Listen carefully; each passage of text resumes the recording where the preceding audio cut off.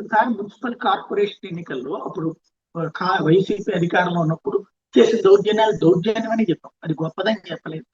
తిరుపతిలో ఏదైతే బ్లౌజుల్లో చేయిబెట్టి లాగేసినటువంటి నామినేషన్ దగ్గర నుంచి వివిధ చోట్ల ఎవరినైనా కిడ్నాప్లు ఇట్లాంటివి చేస్తే తప్పన్నాను తప్పించి ఒప్పనలేదు.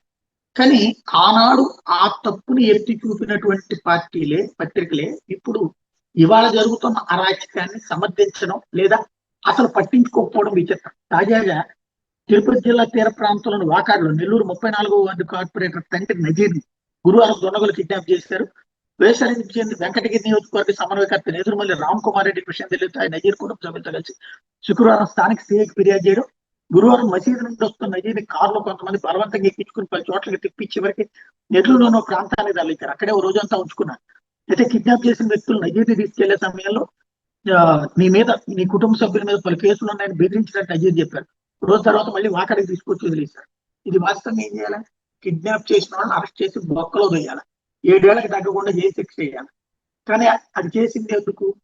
ఆ కార్పొరేషన్ హస్తగతం తీసుకున్నారు. మరి ఇది నేరమే కదా. ఇట్లాంటి వాటి మీద మనం చేస్తున్నది రాజకీయమా అరాజకీయమా, విధ్వంసమా సంస్కారమా ఆలోచించక్కర్లేదా?